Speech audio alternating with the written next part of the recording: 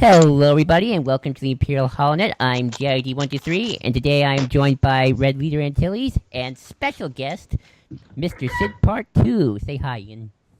Hi, Ian. Ah, I never get tired of that one. it's a classic. And today we are here to discuss a very interesting topic, which I came up with a while back, and Well, don't hurt yourself patting yourself on the back there. hey, my ego. That could happen. It could. It literally could. It probably has. The topic of fascism in Star Wars. Yes. As we know, Star Wars is a fight against, well, a lot of the bad guys are, well, fascist. I mean, let's be honest here. So, this is a topic that I think is very, important for a lot of reasons, both inside Star Wars and very much outside of Star Wars. And we brought Ian here, being a political guy, and, Red's the Star Wars guy, and I'm a Star Wars guy too, so this should be interesting. So I'll start us off with this, because I was just thinking about it. Star Wars has a very weird, in my opinion, paradoxical relationship with fascism, because Star Wars is a very anti-fascist series of films overall, some more than others. I mean, Rogue One's probably like the most anti-fascist of them, message-wise. Yet, in a weird way, the fascist characters have kind of, in a merchandising sense, have almost become like the icons of Star Wars. Like, you think of Stormtroopers and Vader, like, he's always on the merchandising. And I'm sure that's not intentional, but it's kind of interesting in a scary and kind of disturbing way. How about Red? You take us somewhere with that. Yeah, I mean, the more you talk to Star Wars fans, the more scared you become at the state of the world, because the lengths people will go to defend Imperials and be like, well, the rebels did some bad shit, is the same justifications you see for literal Nazis, both in the 40s and right fucking now. They're bad And it people becomes on the just side of the absolutely Galactic Empire. terrifying, where people just always want to come up with excuses for this shit, and it kind of becomes that scary thing of how much are you making these things cool to the point that people forget the message of they're the bad guys. I mean, I think it's important to mention, this happened yesterday. We got photos of fucking people at alt-right rallies with Hydra shirts. Where do you draw the line between fictionalized fascism and endorsing legitimate fascist ideals by accident? Yeah, that is an interesting discussion. The whole Nazi movement, especially in the neo-Nazi times, has such a tendency to take over things that are like that just blatantly are against them. There's a really good example with the movie American History X, which is inherently all it's about is how neo-Nazism is bullshit. But you know who really likes that movie are the neo-Nazis.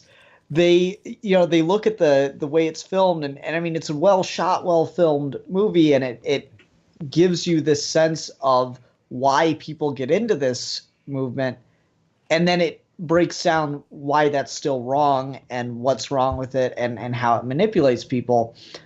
But like, they quit paying attention at a certain point, and they just embrace the imagery of it. And so, like, the pomp, the circumstance, the theatricality of these things are inherent to fascism. You look at the movie, the film version, the stage version of The Producers, and you have a song and dance number that involves people getting into the form of a swastika, doing the Sieg Heil salute, and like marching in a circle, and it's like this synchronized dance kind of thing. That was an actual thing they did, but it's used in The Producers and it's made fun of. This whole notion of the theatricality of fascism, the tone, the look, the fashion of it, is inherent to it. So you need to show that in your film if you're going to, make an evil fascist government without, just blatantly coming out and making it literal Nazis in space by like having them walk around with swastikas on their back or something. But in doing those steps to make it look and breathe like fascism, it becomes marketable. It becomes an identity. It is very much branded, and so that's why it's so appealing, I think, to the merchandising side of Star Wars.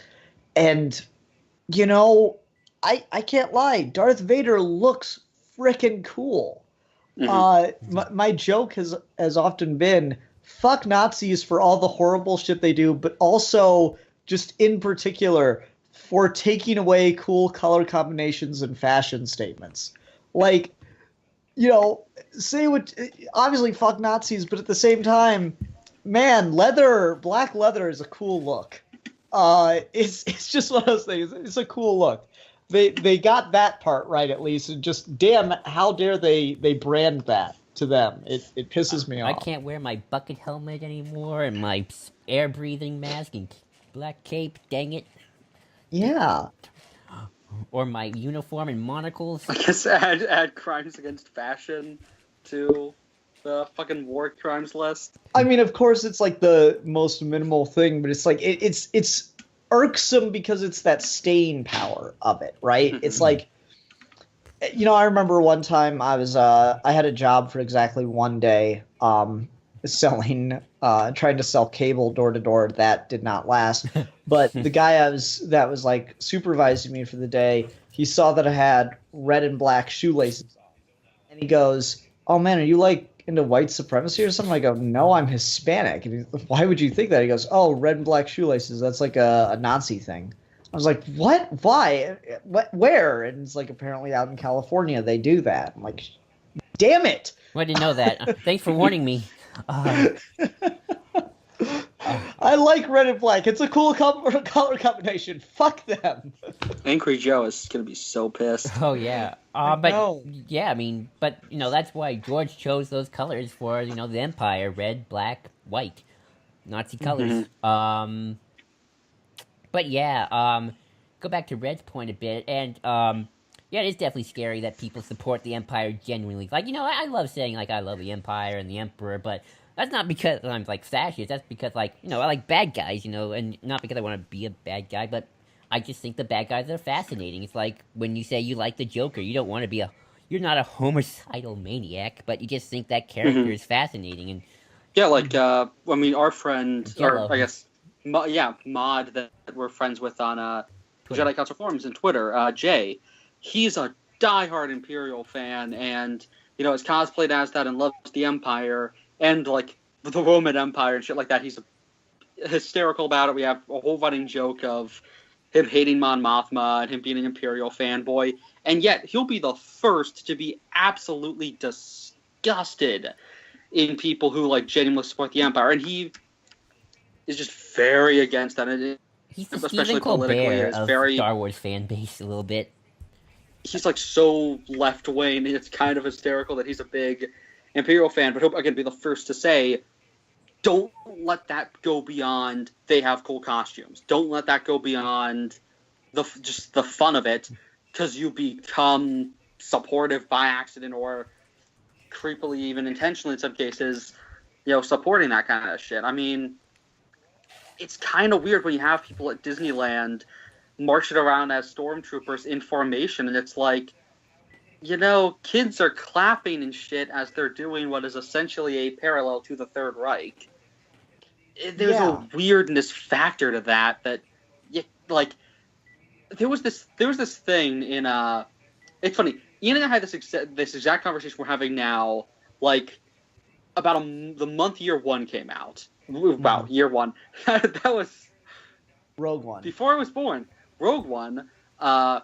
And like literally right as we were having that conversation, I was watching a YouTube video, and the ad for Rogue One was like a little kid dressed as an Imperial officer saying like, "Get them," and I'm like, you're dressing up a little kid in an Imperial hat that's meant to look like a Nazi officer hat, and he has the uniform. there's something off there. Even if it's just for fun, it's those tone deaf images is what it is, mean right? something. Exactly.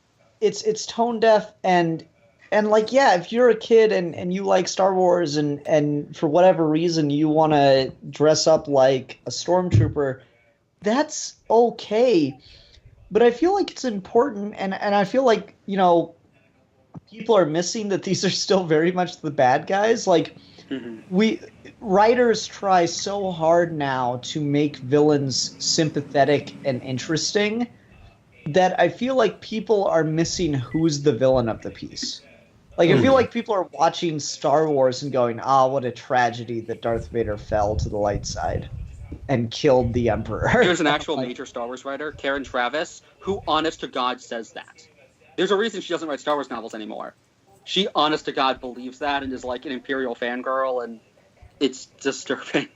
That's weird. Like, I don't understand that. You know, okay, just on a blatant level, they blew up a planet for funsies. And people are like, well, that was Tarkin. It's like, they still pulled the goddamn trigger. He was a major member of the military in the Empire. That's a big deal. It's like if I don't know, I'll be kind. If Patton pressed a button to nuke Moscow. Yeah, to nuke Moscow. Oh, well, it was just one of the generals. No, it's still a major high-ranking member of the American military. That would be a problem. That would lead to war. That would be a major thing on the U.S.'s side. You know what this reminds me of is the movie Failsafe. I don't know if either of you two have seen that. Oh, is that the one you were talking about before with, like, the nuke that accidentally gets launched at Russia, and so the president has, like, the two guys, like, one of his people goes to Russia and one goes to New York, and he launches the one to hit New York that hits Russia? Mm-hmm. Yeah, it's the non-funny version of Dr. Strangelove. And I love Dr. it's odd because... That's a great pitch. No, it's odd because it came out, like, months after. They were filming at the same time. It's this whole thing. But yeah, it reminds me of that. It's like, it doesn't matter if what happens to, like, even if it was an accident, which it very much wasn't, even if it was an irrational decision, which it clearly he had the support of the Empire. Oh, yeah. Like, the notion of destroying a country, doing some kind of, like, horrible thing, destroying a planet in Star Wars, that the government is responsible for that. The Empire is responsible for the actions of its surrogates. I think Palpatine, if he heard about it, I feel like if Palpatine did hear about it afterward, he'd probably be like, "Yeah, Alderaan, who cares?" That's probably he was angry. He was angry at Tarkin, but not for moral reasons. It was the reason he was angry at Tarkin was actually because of horrible shit of he wanted to punish Alderaan with, like, fucking slavery and shit because of it, you know, transgressions against him. He's like, he wanted to make an example evil. out of it. Yeah, like, his whole thing was it was a symbol of the Empire's strength to have conquered the, you know, alleged, like, quote unquote jewel of the galaxy, as it was called. Mm-hmm. So it's like it still comes from a place of disgustingness, even when he's on board with it. Yeah, and this all doesn't even get to the fact that, like, he clearly they built a weapon meant to destroy planets. That is the most bad guy thing ever. Yeah, and I've seen people be like, why didn't the rebellion build one? It's like, because they're not fucking evil. Yeah, like, that was how Howitz should have ended Force Awakens video, was like, oh, well, we had the plans, so we built a Death Star. I'm like, no, that's not something you should. I don't care how you're using it. That's wrong. I want Mon Mothma to just go into their office and beat them up for even running that. I remember early rumors about Force Awakens that said the New Republic had a Star Killer. That never happened. We just got regular Star Killer, which is a whole other debate. But yeah, it's just weird that, like, back to Ian's point, like, this year alone, we have 3 novels that are focused on Imperial characters as the protagonists. Because we got Thrawn this year, Phasma coming out, and, like, just a few weeks ago we got Inferno Squad. Apparently Thrawn does the whole, like, well, maybe there were super extreme rebels thing. I've heard it's a decent novel, but I've heard it also does that. stuff a little bit too much. Inferno Squad apparently does very much stick with the, oh no, these are bastards. And then God knows what's going to be in Phasma, but it's just weird that this year we've had one novel for the good guys, which is Rebel Rising, which even then, Jin's more of a anti-hero and then apathetic ass by the end. I love that novel, but she is a bad person by the end of it. And then we have 3 freaking things focused on Imperial characters, and we're getting a video game focused on Imperial characters, and people are like, yeah, we get to see, like, the heroes on the Imperial side, and it's like... There are no heroes on the Imperial side. Yeah, like, we keep trying to do this of, like, well, there were Imperials who signed up just to, you know, make the galaxy safe from pirates, and I'm like... And then after you helped with slave camps on... There's literal concentration camps on Kashyyyk, and this is the thing...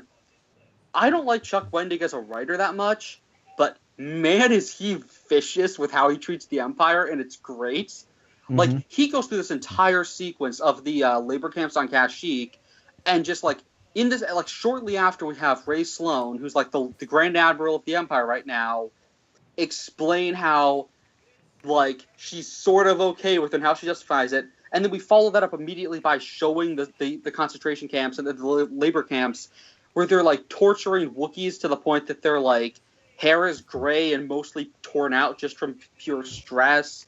Or, like, they're pearling their fur out in anger when they're being shocked with shock collars. They have these bombs in their heads that sometimes they will detonate just for... The stormtroopers will detonate just for fun, just to mess with Wookiees. Mm-hmm. The leader there will have Wookiees let them out so they'll escape so he can snipe them. Like... give them the sense of freedom for 5 seconds and then take it away. And they just go how in-depth and disgusting it is. And they really just are like, no, they are the bad guys. If you are an Imperial and see that shit and do not immediately defect, you are part of that. You are endorsing it by not opposing it. Yeah, and, like, you know, I don't have a problem with the idea of doing Imperial novels, but we should really do, like, I forget his name, and, we should do the rebel pilot, the Imperial pilot in Rogue One. He should get his own book. So should Galen. Yeah, both of Galen them. does. Catalyst. Oh, he does? Okay, that's good. Written by your favorite writer, James Luceno. Okay. Well, no, it's just like there should be the stories being told. The people who are working from within, you know, like people have this notion of, oh, if you're at all associated with it, if you're not on the street dying in the fight, then you're not helping. Like, no, if you're undermining from within, that's important too. Mm-hmm. Like, you know, not even to get to modern day politics, but like, you know how many assassination attempts there were on Hitler from within the ranks? Ooh, a lot. I know a lot. Yeah, like I legit have a theory that time travelers do exist, and that time travel just works in such a way where you cannot create a paradox, because Hitler should have died so many times. Devil's luck. Like, yeah, but like just the number of things from within him. This is a terrible movie, but Valkyrie does a good job of showing that there were extreme elements within the Nazi ranks that did not like Hitler and wanted to overthrow it. They should have made a movie about like people that were actually good, instead of making awful people who weren't quite as awful as Hitler seem like the good guys. But whatever, we'll leave Tom Cruise alone. But like just people working from within. Oscar Schindler is a terrific example of someone who worked within the system, did some undermining, but saved lives. Those are important stories worth telling, and those should be the things that like are the Imperial stories. You know, I don't need a Tarkin and a Phasma book. I don't know why people are into that kind of thing. Like, I will say the Tarkin book does do a pretty good... Well, nah, because the Tarkin book does fall into the have a rebel character who's no better than Tarkin. Of course, it's his own people saying that, so it's slightly better. But they do pull the, you shot an Imperial vessel, there might have been shit. They literally pull the janitor excuse, and it pisses me off, because that is my biggest pet peeve, is the Luke killed janitors on the Death Star, and I'm like, okay, your point is? like there's a scene because in Bloodline, Claudia Gray essentially creates a character that is the Imperial fanboys, and he himself was like tortured. He saw his father tortured by Vader as a kid, and he hates the Empire, but he still wants an empire. And Leia's just like, then you don't get the point. If you say the Empire is evil, but only because it was corrupt and that a good fascist regime could work, you don't get why the Empire didn't work. You don't get why it was evil. It's the fallacy of the enlightened despot. No, that's what he believes. Yeah, and he like pulled the bullshit to Leia's face of like, well, when you guys destroyed the Death Star, you kill people, and she just started like yelling at him, and she's like, she gives him a they whooping. just blew up my home planet. They killed billions of civilians. They butchered everyone on the blockade runner. They burnt Luke's parents, and they killed all kinds of rebels. We had one shot to stop a thing that blew up my home world. A couple of Imperial technicians dying is a worthy price, is a perfectly fine price to pay for, not getting planets blown up. And the guy immediately was just like, yeah, sorry, that was, yeah. Well, like it's so funny because this all goes back to Clerks with Kevin Smith just making a joke and like doing kind of a silly goofy scene, and then it just kind of shows that people are kind of thick. They just they don't get things at times. When you have like you have Kevin Smith's movie Clerks and you have Dante and Randall sitting there talking about the Death Star and the contractors on the Death Star too.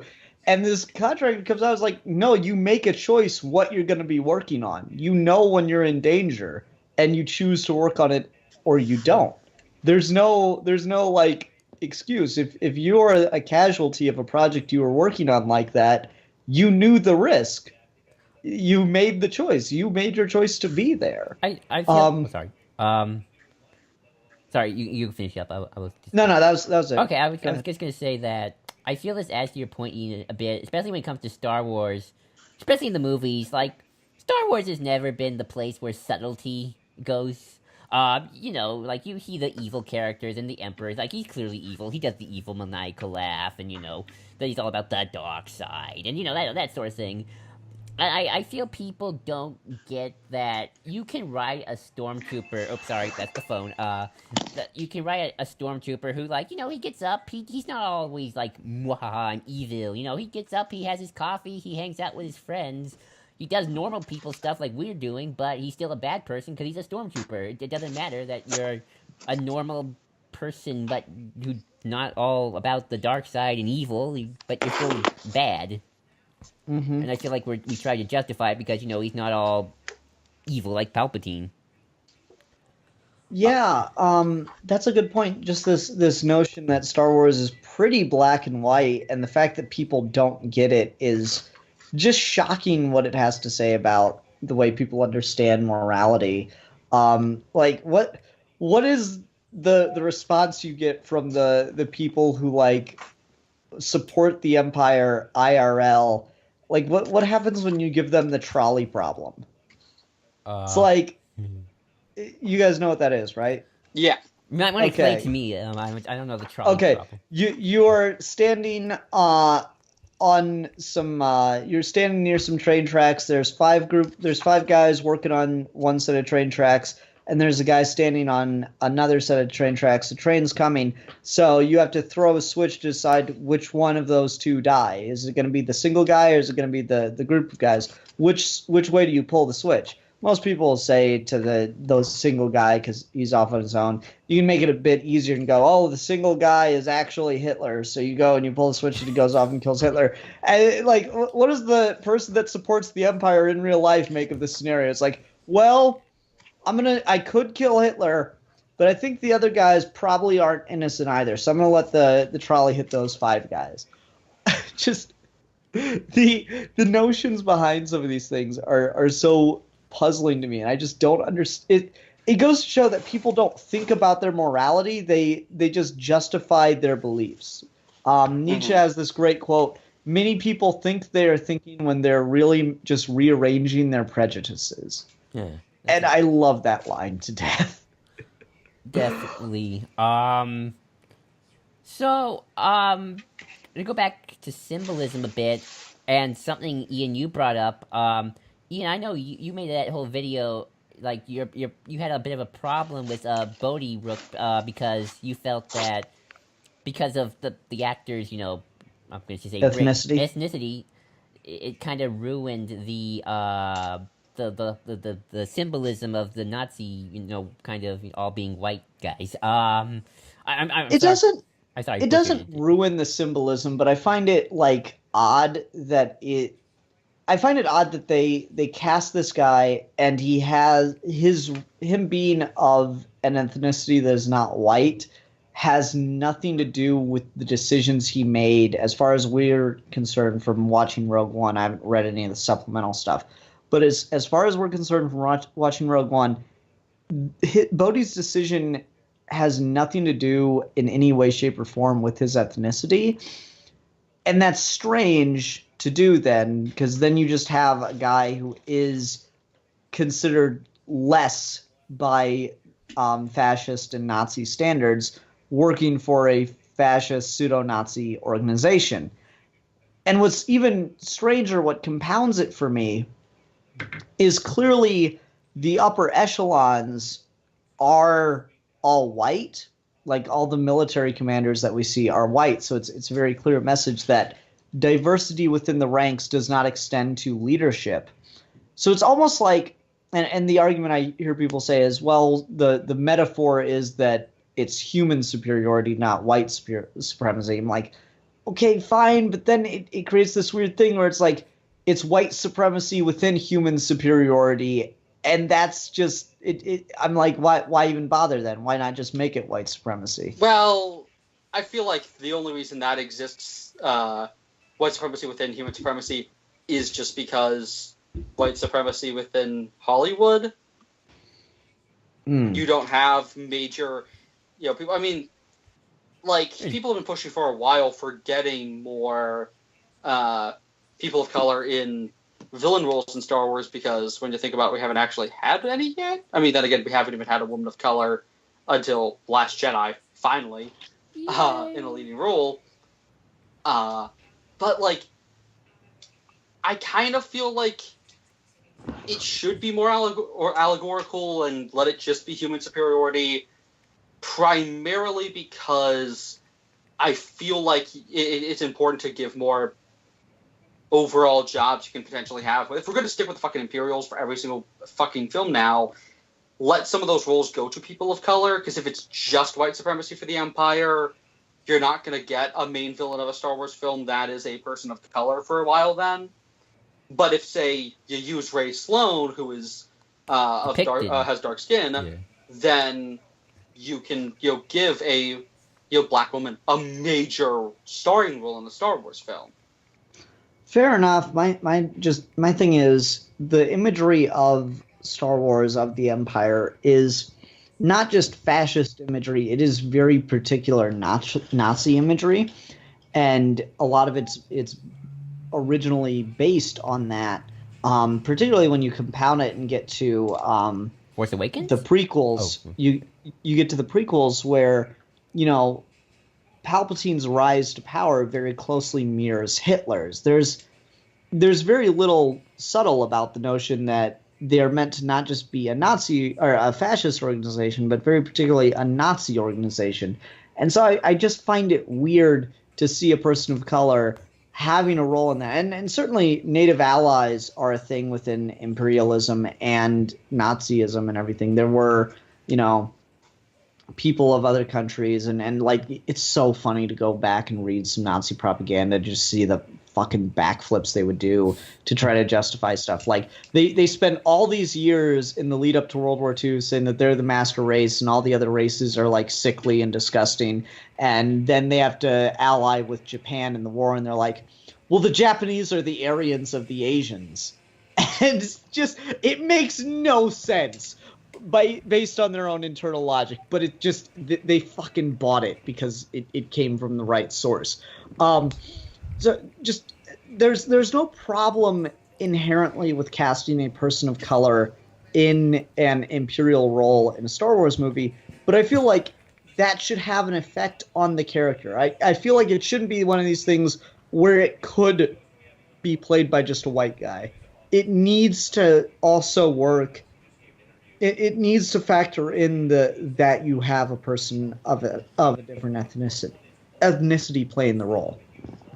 The thing, though, is in universe, the Empire isn't a white supremacist thing. It is in terms of symbolism, but again, that more so stems from the fact that there's.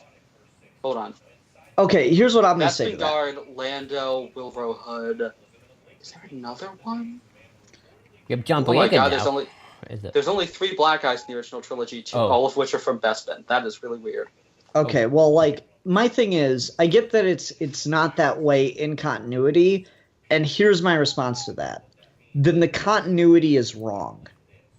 And there's no arguing that point with me. It's like, you're not really going to say anything like, well, in the continuity, well, I don't care what your book says.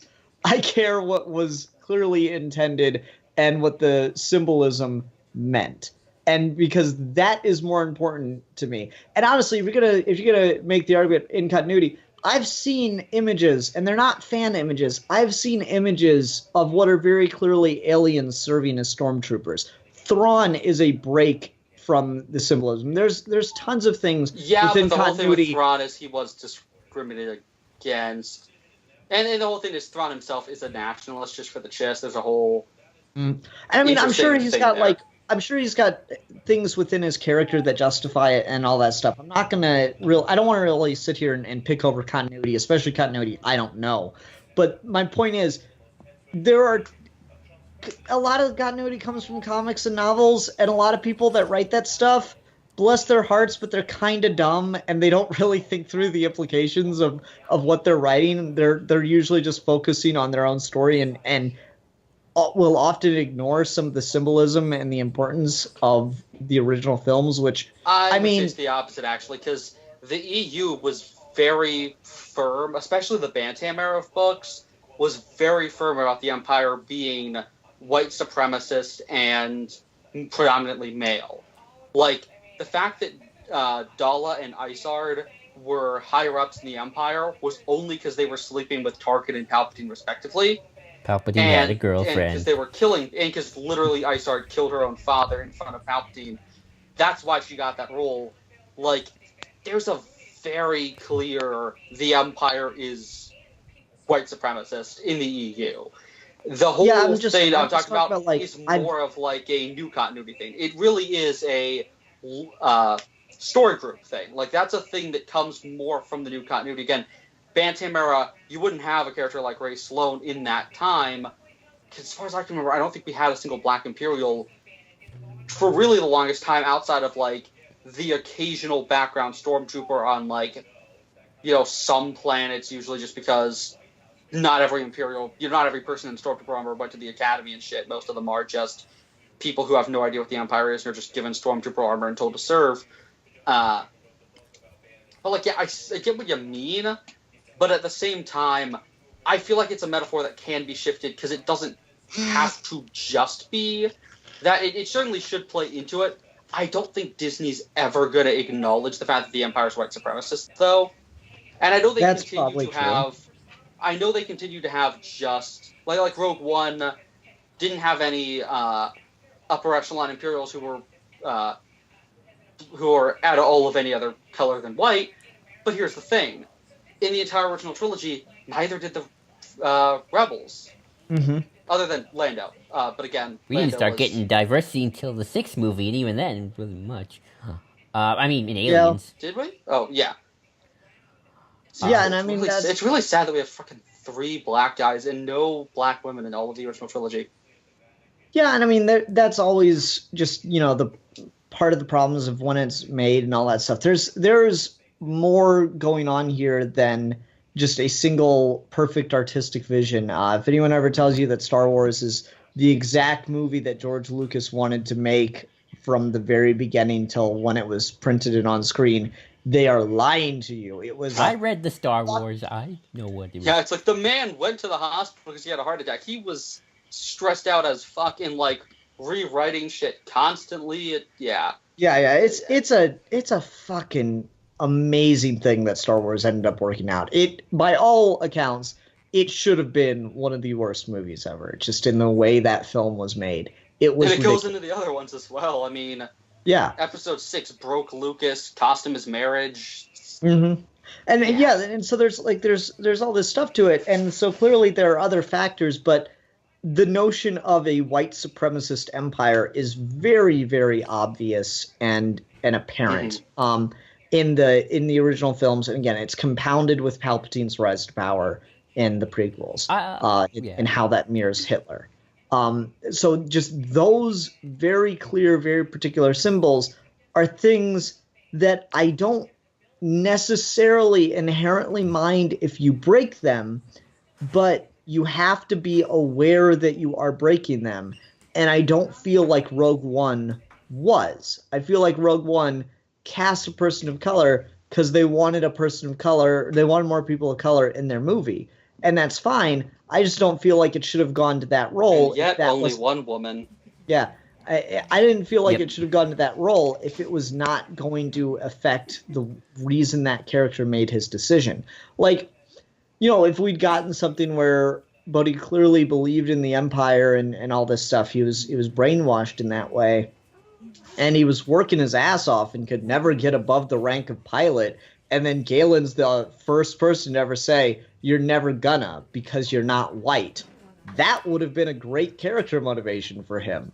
And Galen just said it without any presumption, any hope of getting help from him. If he just, that's how their relationship started, as him just telling him that, because he doesn't give a fuck about what the Empire believes in anymore, and just being a shithead to try to demoralize a young recruit is the way he got any jollies in that era, in that period of his life. That would be fucking perfect, but it's not there, and so it bothers me that it just seems like it is thoughtless, is what it is. It's thoughtless. I don't think you need to have to go as far as having the Empire be white supremacist in universe, because again, they clearly don't want that. They're clearly playing with characters like Rhea Sloane, and I think that's fine. I think you can step away from it. The symbolism really does work in the original trilogy. It is apparent. I'm not disputing that. But at the same time, I feel like the symbolism of the Empire works just as fine if it is just human-centric. If you have it be primarily white supremacy still, but it's not something that's spoken. I feel like Force Awakens. That is something we kind of do with Rhea Sloane a little bit. Yeah. Not with the fact that she's black, but that she's a woman. They do a little bit there with... There's no outright sexism in the Empire in the new continuity, because again, it is... To be fair, Red, her entire role as Grand Admiral is she's just a puppet to Gallius Rax, who is a white man. At least I think he is. But that wasn't the same thing. But what I'm saying is there is a point in one of the books where she does mention that someone else mentions like another female admiral or something says something about, another woman in the higher ranks. That's surprising. There is still a sense there, but it's less. I don't like the idea of the Empire being openly a white supremacist thing, because I feel like it works better if it is an allegorical thing, like the Cardassians in Star Trek. Did they need to? They weren't white supremacists. I guess they were gray supremacists. They didn't, for the allegory to work, they didn't need to necessarily be alt-right.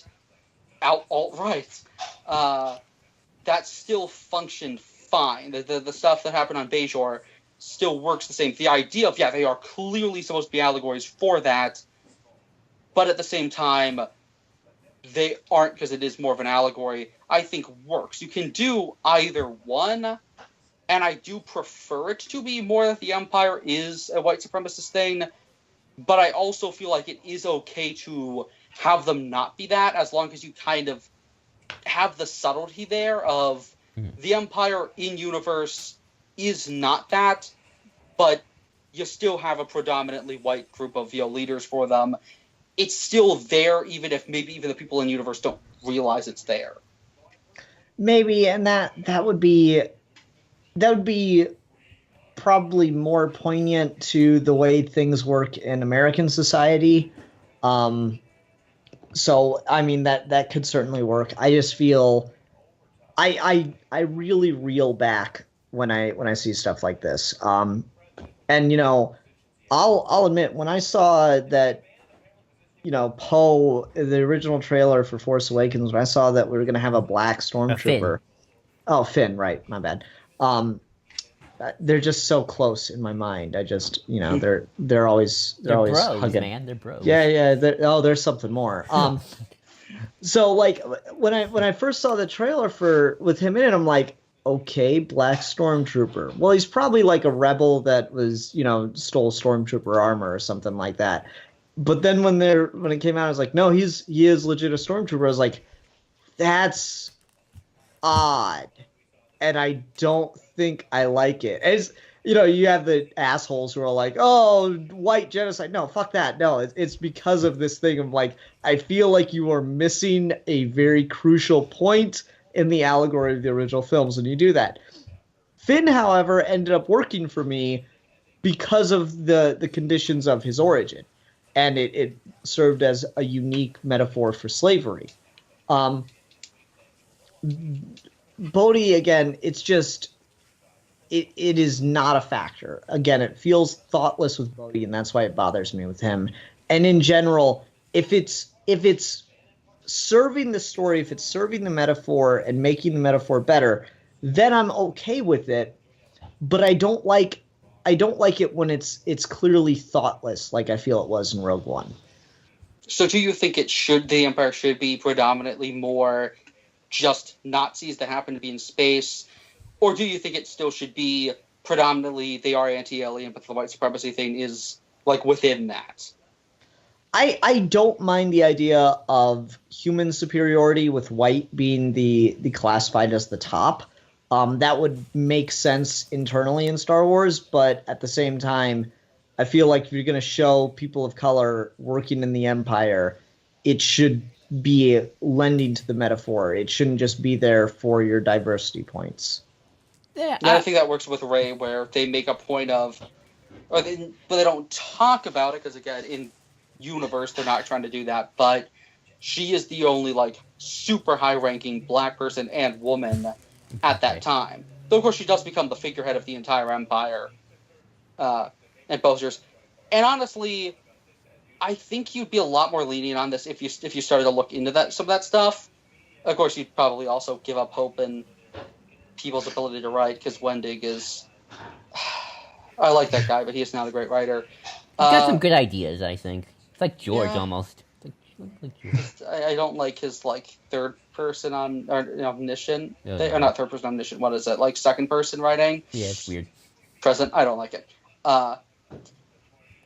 But like what he does with Rhea Sloane is really interesting. Where like I think I get your problems, but I think all of that will kind of wash away once you start getting that character, because she's such a good allegory for that supremacy, but it's towards aliens, and there's just such an interesting thing where she starts off as essentially being every Imperial fanboy's like ideology, but like, oh well, she's like, oh well, I didn't support Palpatine, I just like the idea of the Empire because I grew up on a backwater planet and was almost kidnapped by like slavers or something, and then the Empire saved me and stuff like that. And she keeps coming up with justification after justification, and like there's a point in the second book where it begins to crumble, where like she's talking about slavery and she's like, I don't agree with Palpatine on the whole mass slavery thing. She follows it up with like it's like, oh, okay, so she doesn't agree. And then she follows it up with, I mean, at first it was obviously necessary for us to sustain an empire, and it's like,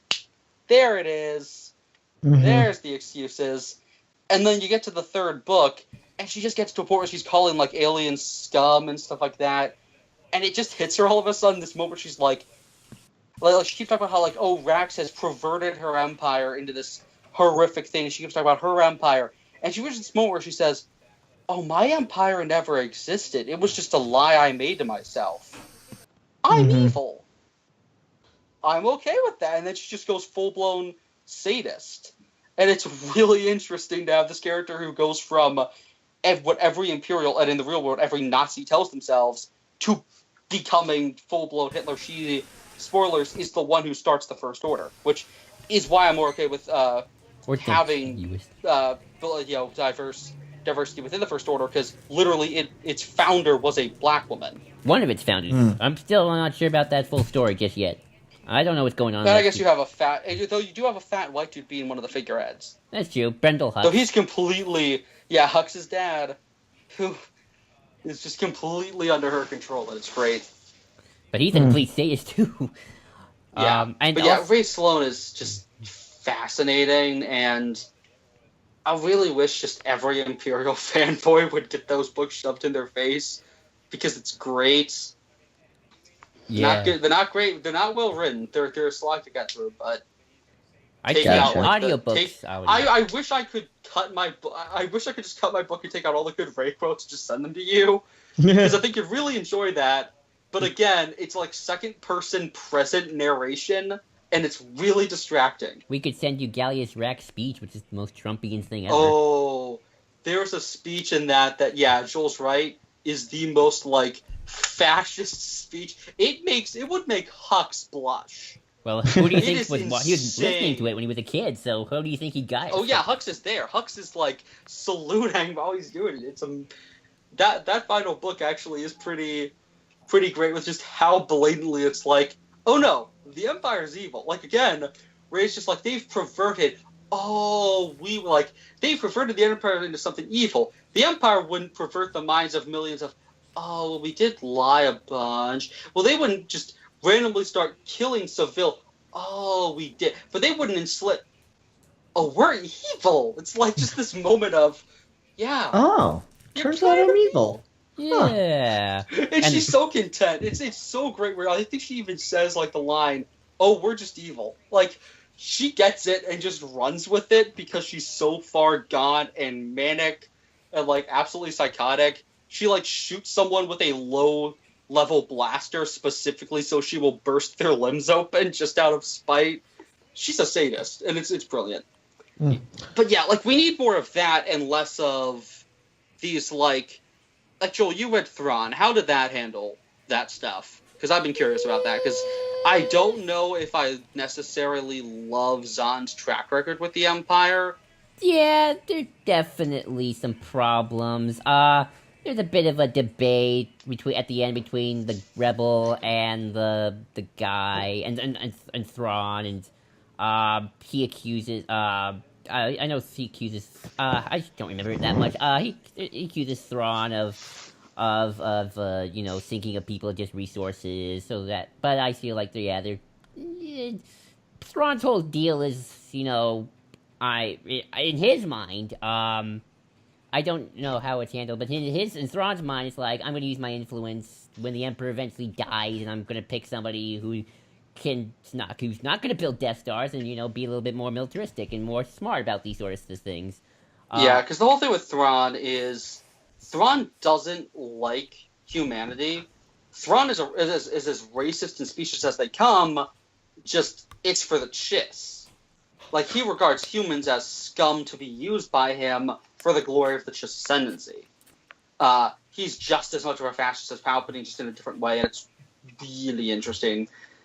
Especially because he genuinely does care about some of them. Like, there's an interesting thing does he actually give a damn, or is he just a bastard? But he clearly cared about Pelion. He cared, yeah, and he cared about the guy he was with in this book, too, so there was that.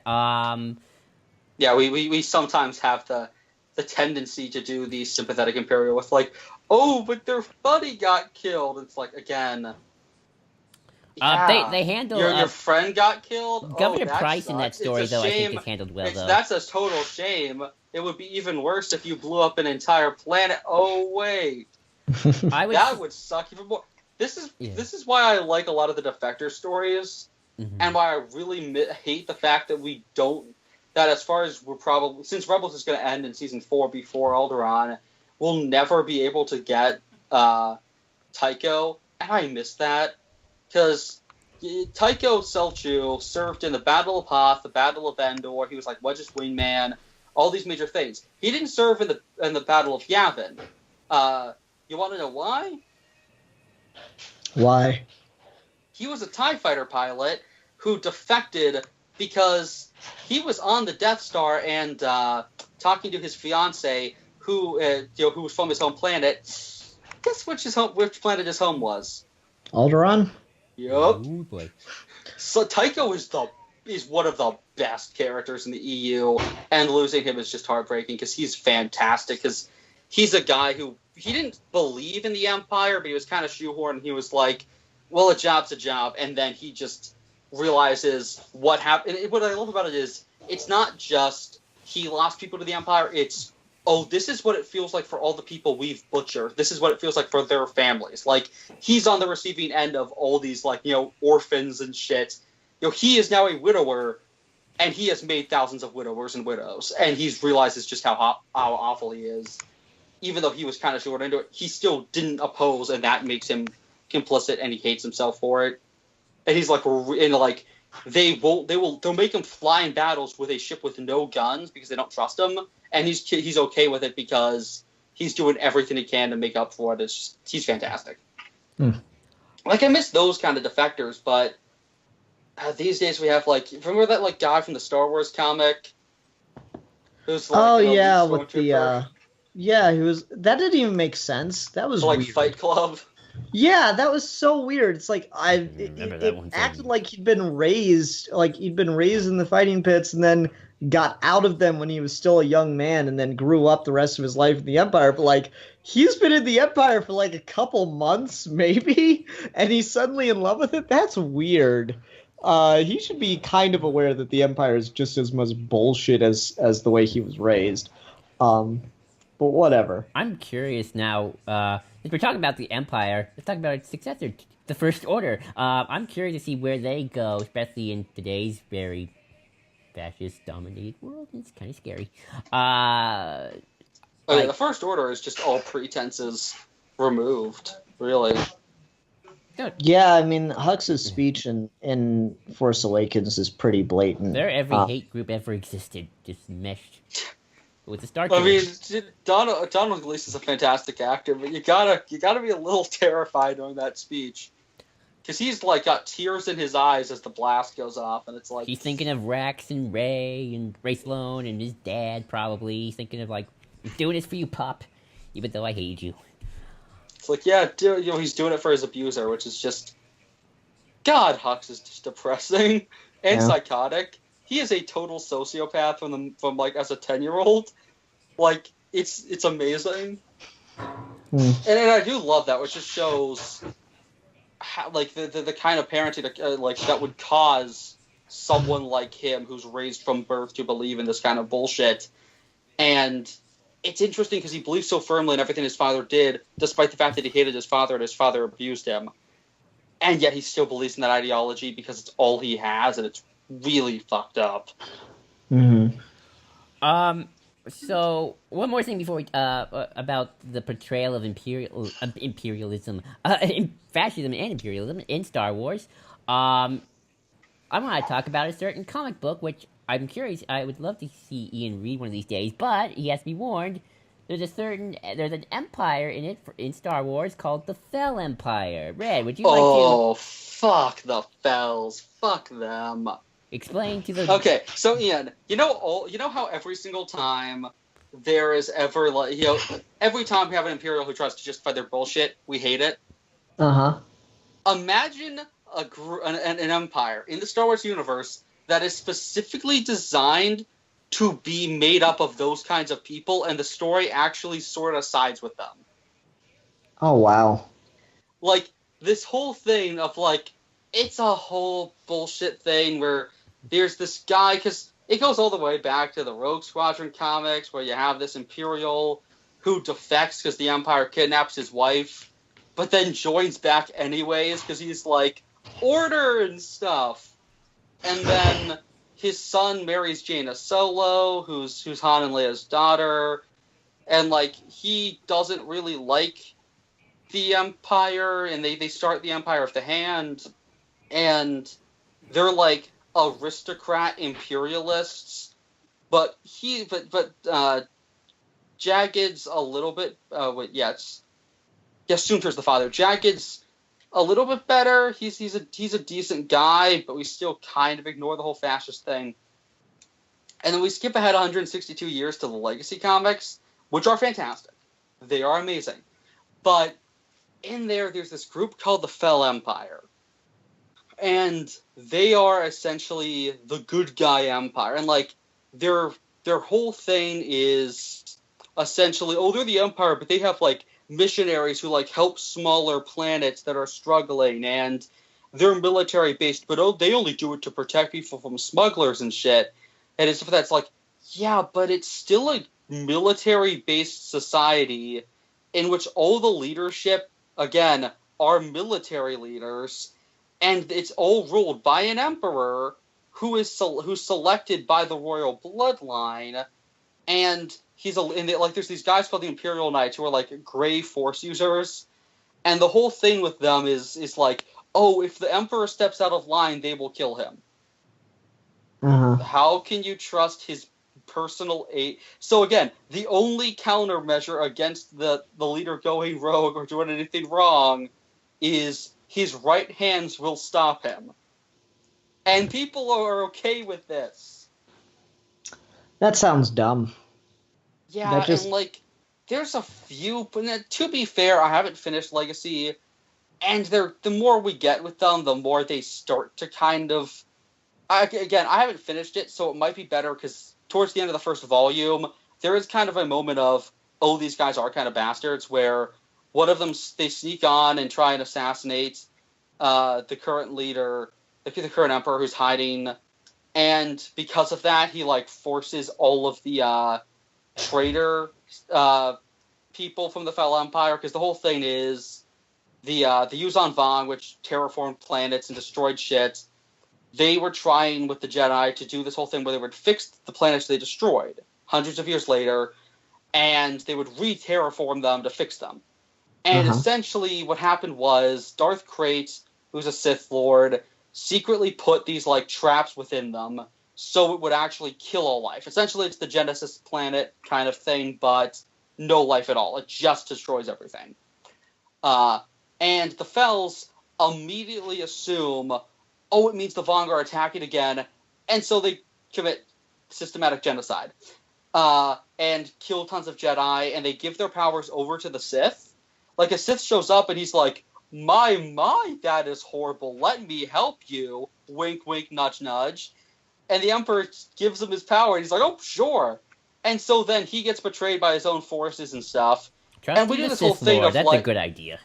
And we did this whole thing of abstaining him from any responsibility, where they're like, it was the Sith who put the plants in them, so it's okay that you committed genocide without any clear facts, because, you were tricked into doing it, so it's okay that you committed genocide. It's like, the fact that someone baited you to commit genocide and you did it does not change the fact that you committed genocide. And they try and justify it, though there is a point where they kind of start to, like, again, I haven't finished it, but, like, there is a point where they kind of start to show that they're evil, because after they attempt assassination on him, he has everyone come out of the ship and get shot one by one. And, like, the admiral who called for his assassination, he sends the guy's son back dead. And it's like, they do make a point of, that was evil. And it's like, yeah. And we get this whole thing with, like, fucking the Galactic Alliance, where the New Republic becomes the Galactic Alliance, and it sides with Pelion, who was Thrawn's boyfriend. Well, they don't officially confirm it, but come on. Second in command. They were screwing. But, like, Pelion and like, fucking Dala, who was Tarkin's lover, who was, like, an eighth his age. It's terrifying. And she's, like, this absolute fascist who tries to bring back slavery and legalize it. And there's this whole debate of, should the Jedi stop an evil regime that tries, like, if the Jedi are technically part of a group that decides to legalize slavery, are they in the wrong for a pope for trying to overthrow the government? And I'm like, yes! They are in the right for trying to overthrow a government that condones slavery. The only you in the 2000s was weird. Late 2000s. It's because of idiot writers. That too. And Luke's just like, should I? And it's like, yeah, you really should. Especially when Jason Solo went, and this is the big thing with the Fell Empire. They never confirmed it, and there was hinting that this might all just be a red herring. But there's like hinting that Jaina Solo and her husband Jagged, because Jagged was the one who founded it. There's hinting that like she was on board with it because there's force sensitivity in the bloodline, and I'm like, Jaina Solo killed her twin brother, who is the person who matters most to her, because he tried to create a good guy empire. Mm-hmm. There is no way in hell, after spending years of atoning and thinking about just like hating herself for years, she'd just be like, oh, well, turns out imperialism is totally okay. It's like, no. But again, the later years of the EU got weird.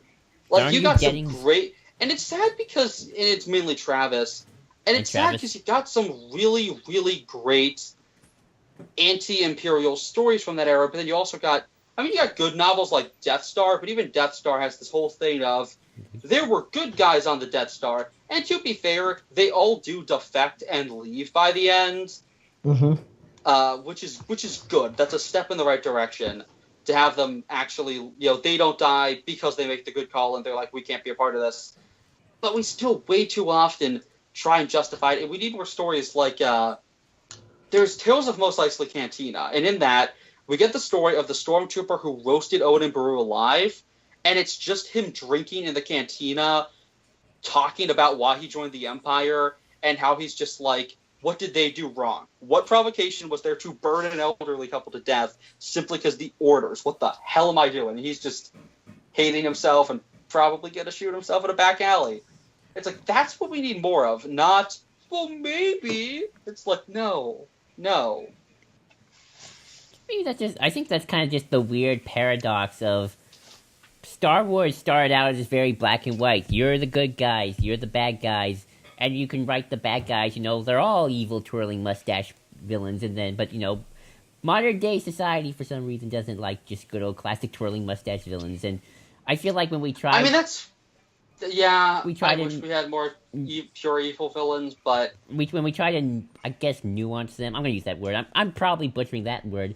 Nuance them, we start making them, oh, you're not really the bad guy. You're just the hero of your own journey. And then that kind of gets into messy territory. And, we do the whole, well, if the rebels would just, not fight back, this wouldn't happen. And it's so... Again, Rebel Rising is just fantastic, where Jyn... Erso, because that's the whole that novel's Jyn Erso's whole backstory, and she gets to the whole final third of that novel is just her proclaiming that the rebellion's just as bad as the Empire because they fought back. If they could just learn to suck it up and be enslaved or run away and live, her whole repeated thing is live like ants, then it's okay. And it's clearly an excuse, and she knows it. And it's just the final third of that novel is just Jyn Erso betraying people to the Empire just to save her own skin.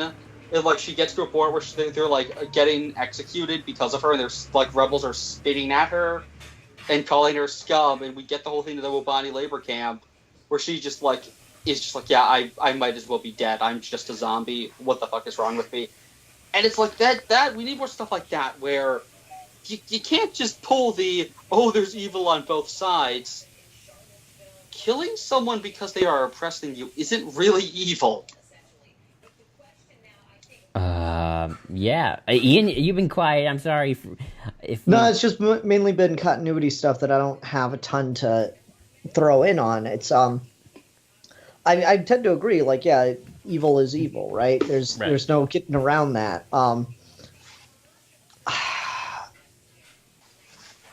I don't know. I don't really have anything to add to this part of the conversation, I guess.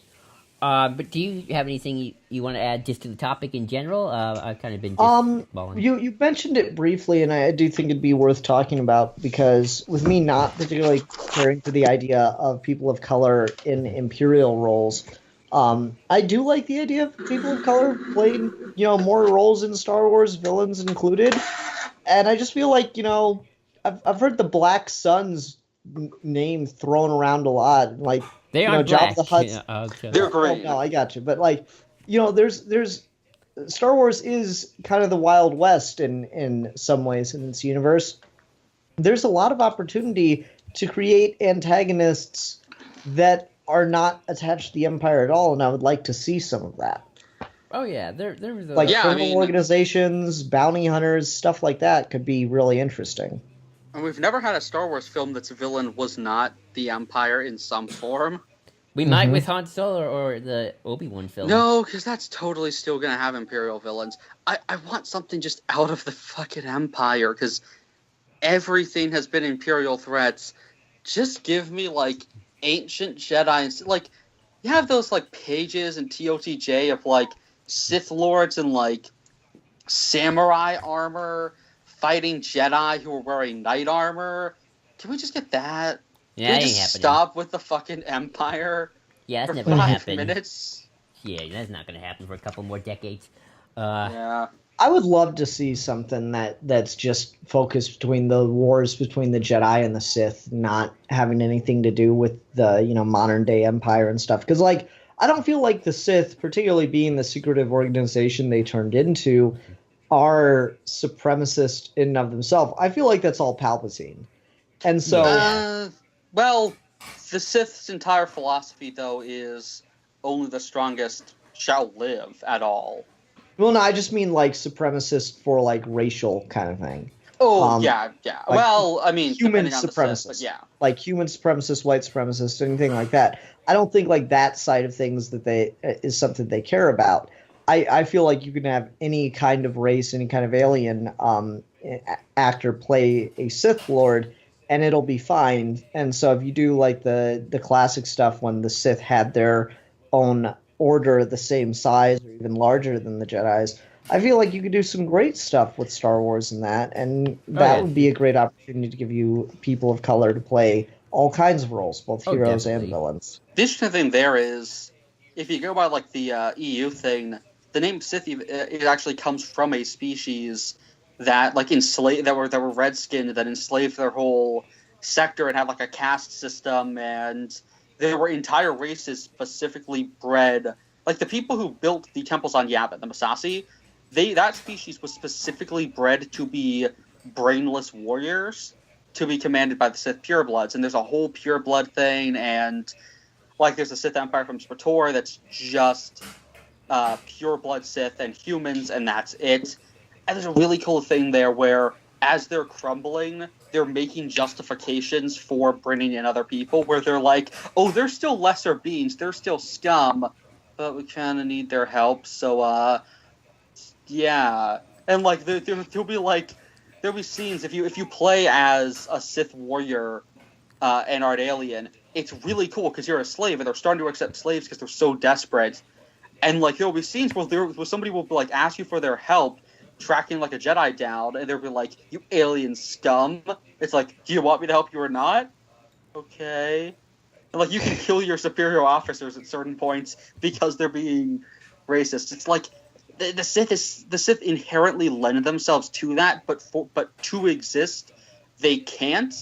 And it's really cool where like every iteration of the Sith becomes supremacist in some form, but they also cannot be that to sustain themselves, and that's why they always fall apart. Is they create these factions, and those factions destroy each other. It's why Lord Khan is like, let's create a brotherhood, and Bane's just like, nope, supremacists. That's the only way the Sith function. Yeah, and like that side of it I'm fine with. I'm just talking specifically about the whole to get away from the white supremacy fascist issue in and of itself. Yeah. And to give an opportunity for people of color to play villains as well as heroes. I think the go-to place is just Palpatine was the one that's like all about human or white supremacy. And that's something I love from Plagueis, is him talking about how humans have this like inherent kind of fraternization kind of element where the person who will rule their empire has to be human because they're everywhere and they're so territorial, and like you give them one little bit of like leeway and they will just go fully fascist. Now that's something more inherent to humans, and that's one thing I love about that book is say real about the pacing. Latino does some really cool stuff with being an alien within the Star Wars galaxy, even before the Empire, and just how inherent that fascist stuff is to humanity.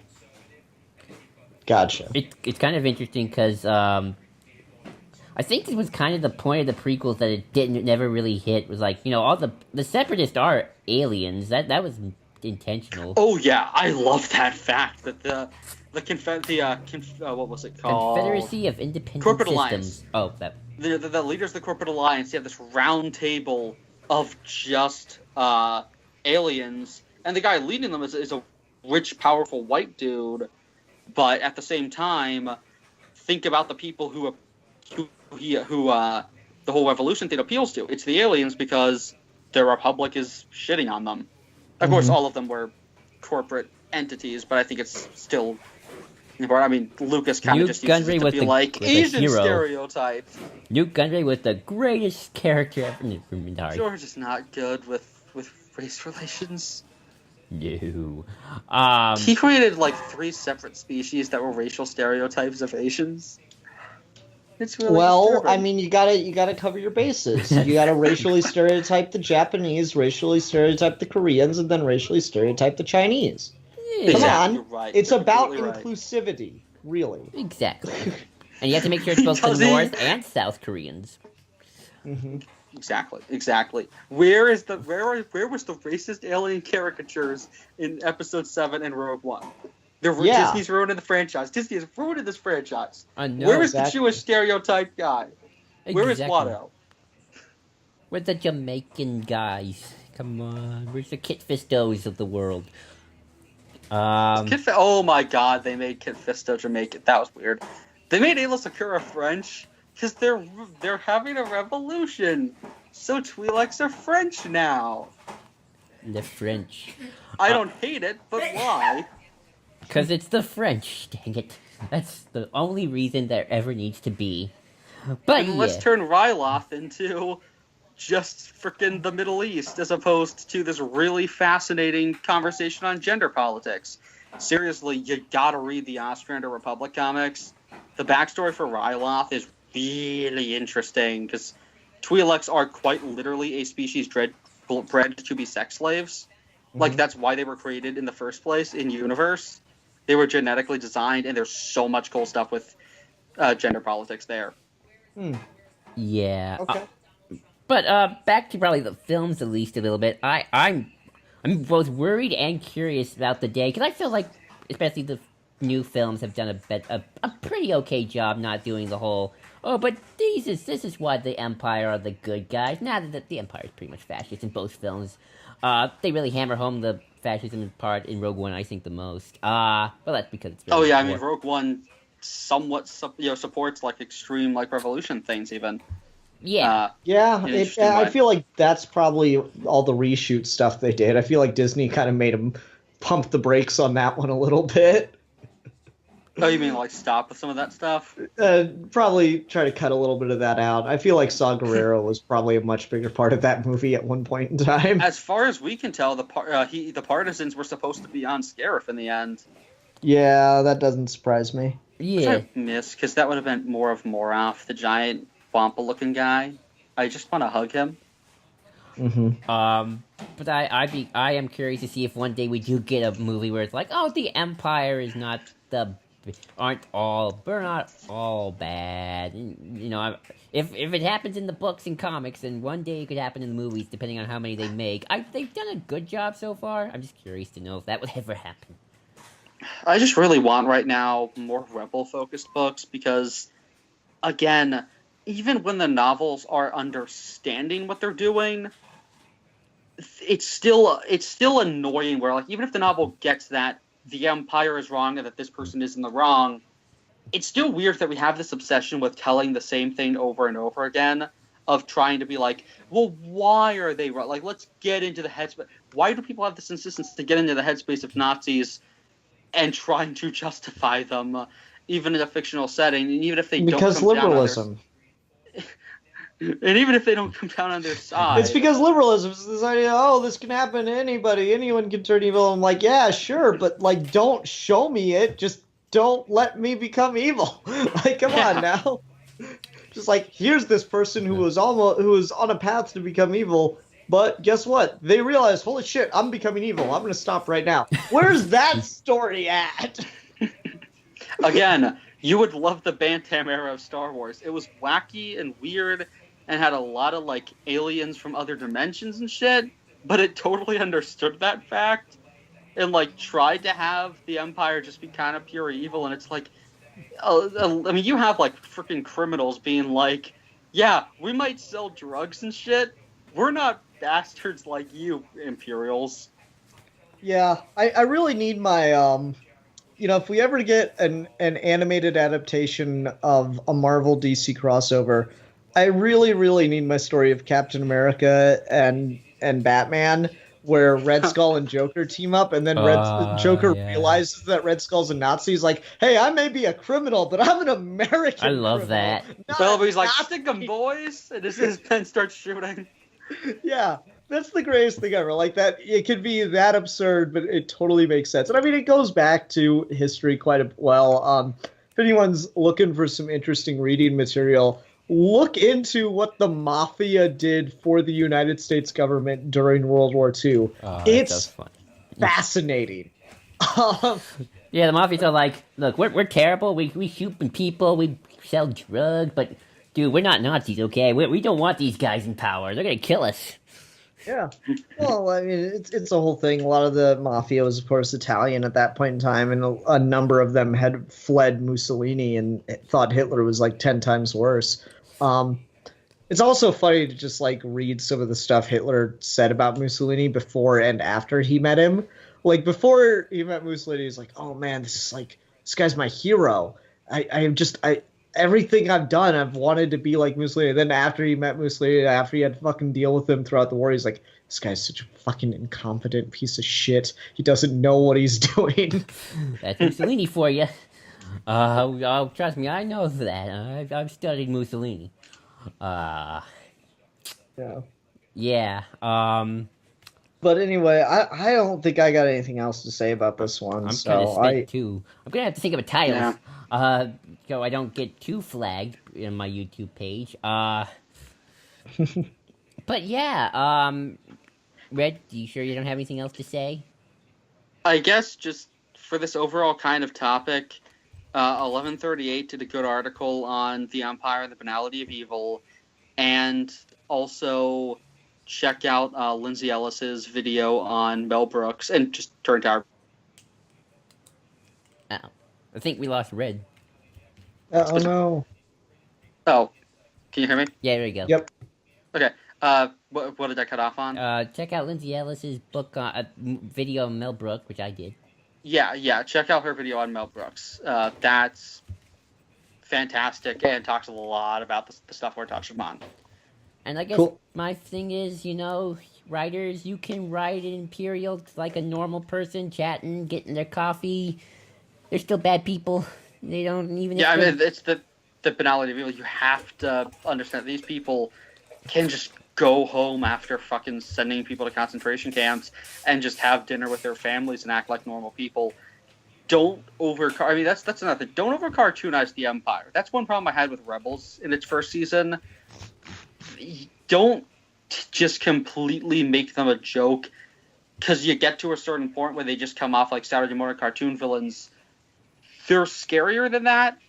Like, you have to both simultaneously... It's kind of like Mel Brooks of take away their power on some level, but also don't ignore the fact that they committed massive atrocities. Don't turn it into such a joke where you forget that these are actual atrocities that happened. Or in universe, don't ignore the fact that the Empire is an allegory for literal Nazis. Mm-hmm. Don't make them just a fucking laughingstock. Don't make them Captain Planet villains. Again, don't do Season 1 Rebels. Do Thrawn from Rebels. Season 3 Rebels, thank you. And hopefully Season 4.